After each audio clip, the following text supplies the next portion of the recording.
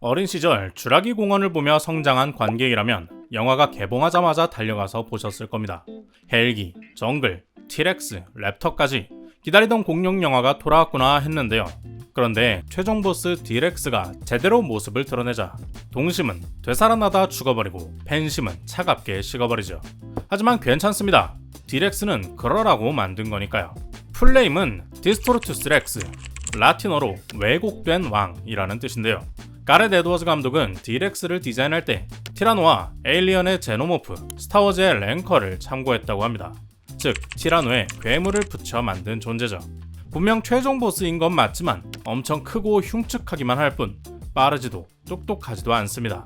저는 이 생명체의 등장을 돌연변이를 통한 파워 인플레, 더 무섭고 더 강한 키메라의 종결로 보았습니다. 새로운 시작이라는 타이틀답게 다시 인간의 오만함과 어리석음, 그리고 자연과 생명의 위대함으로 돌아가는 거죠. 그래서 이번 영화에서는 유독 쥬라기 공원 1편의 오마주가 많이 보였고 전체적인 구성도 이를 충실히 따르고 있는데요. 지난 쥬라기 월드 도미니언에서 공룡이 전 세계로 퍼져나갔던 설정을 다시 적도로 한정해 공간을 줄였습니다. 스릴러, 공포 장르의 법칙을 따르는 쥬라기 시리즈의 특징을 살려서 들어가면 안 되는 곳에 들어가고 하면 안 되는 행동을 하면서 인물들이 하나씩 죽어나가죠. 그렇게 섬에 들어간 이유는 역시나 대기업의 돈 욕심입니다. 육해공 세 종류의 대형 공룡에서 산채로 샘플을 채취해야 하는데요. 영화는 중요하거나 강조할 것을 3번 반복해서 관객에게 전달합니다. 너무 짧지 않으면서 적당한 연속성을 보여주는 숫자죠. 미션이 3가지 주어지는 것도 기억하기 쉽고 적당히 많다는 느낌을 주는데요. 이번에 들어간 섬은 돌연변이 실패작을 폐기한 곳입니다. 그러나 샘플을 채취하는 개체들은 셋 모두 오리지널 공룡들이죠. 모사사우루스, 티타노사우루스, 케찰코아툴루스, 이 세 공룡에게서 추출한 것으로 개발할 신약은 심장병 발병을 20년 늦춰주어서 인류의 번영과 존속에 크게 도움이 된다고 하는데요. 당연히 주인공들은 이를 회사에 넘기지 않고 모두에게 공개해 공익을 실현하려고 합니다. 지난 월드 트릴로지에서는 인제네 테마파크 흥행 욕심이 더 강한 공룡을 만들려고 하고 이걸 군 사용으로까지 쓰려다가 자멸하는 내용이 나왔었죠. 그래서 돌연변이 공룡은 돈에 대한 탐욕이 불러온 흉물입니다. 이번 영화의 새로운 시작이란 그런 돈 욕심의 흉물에서 벗어나 사람들에게 감동을 주었던 공룡으로 돌아가는 것이죠. 지구를 지배한다는 인류의 오만함을 깨주는 자연의 위대함을 느끼게 해주는 작품으로서 회사의 이익이 아닌 모두를 위한 작품이 되는 겁니다. 그렇게 된다면 영원할 수는 없어도 20년은 더 할 수 있겠죠. 때문에 이번 주요 미션, 3종의 오리지널 공룡 샘플 채취를 방해하는 주요 빌런은 뮤타돈입니다. 랩터에 익룡이 결합된 키메라로 집단 사냥을 하는 랩터의 지능과 날아다니는 익룡의 장점이 합쳐졌죠. 그 위력을 과시하듯이 제비어를 잡아먹으려던 랩터를 한 번에 제압해 들고 날아갑니다. 뮤타돈은 미션을 방해하는 인류의 업보 같은 종이기 때문에 무서운 위협으로 묘사되는 게 전부죠. 자연의 장엄함을 보여주는 건 티타노사우루스의 역할이었습니다. 쥬라기 공원 1편에서는 브라키오사우루스가 보여줬던 모습인데요. 원작 소설에서 이 역할은 아파토사우루스였습니다. 그 공룡이 이번에는 초반에 등장했죠. 뉴욕의 한복판에서 탈출해 교통체증을 일으키던 공룡이 아파토사우루스인데요. 라디오에서는 브라키오사우루스라고 나오고 심지어 이름은 브론토빌리입니다. 브론토사우루스까지 3가지 공룡이 짬뽕된 상황이죠. 화면에도 제대로 잡히지 않아서 웬만한 공룡 덕후 아니면 구분도 못하겠는데요. 우리가 멋지고 신비롭게 여기던 공룡이 이제는 아무도 관심이 없는 퇴물이 되었음을 보여줍니다. 동물원에서 전시하던 티라노는 사라졌고 고생물 박물관은 폐관하는 상황이죠. 예전에 월드 트릴로지에서 돌연변이 공룡과 메뚜기가 나온 건 원작 소설의 성향을 좀 더 살린 거라고 합니다. 우리가 오리지널 공룡이라고 생각하는 것들도 부족한 DNA를 파충류에서 가져와 완성한 사실상 유사 공룡에 불과하다고 말하죠.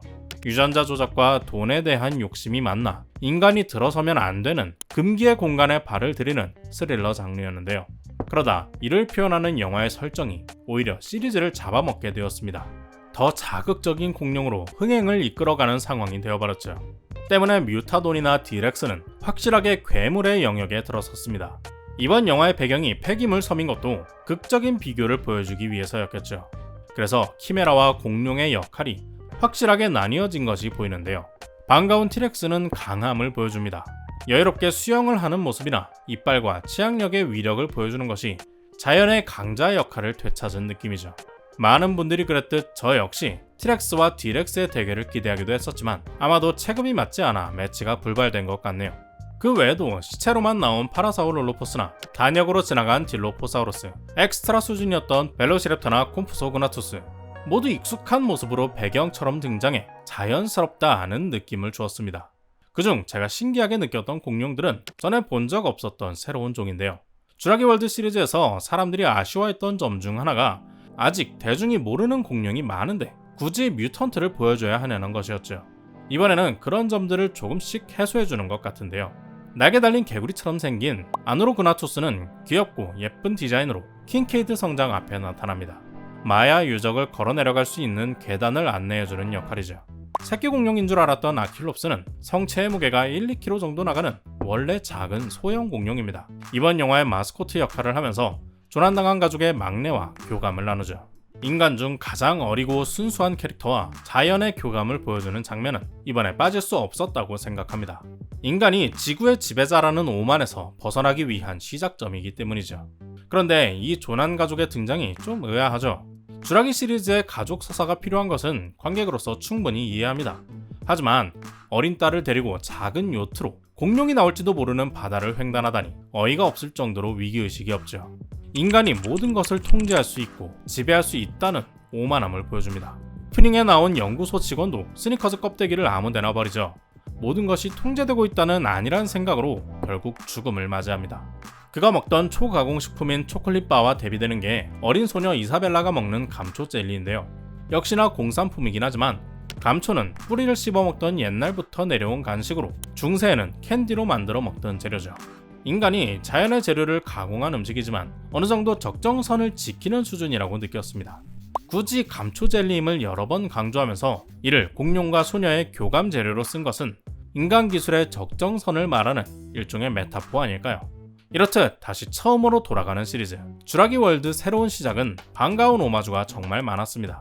랩터의 발톱이 바닥을 두드리는 장면부터 소설에만 나왔던 티렉스의 강습격이 드디어 만들어졌고 주방 추격전과 유사한 편의점 추격전이 나왔죠.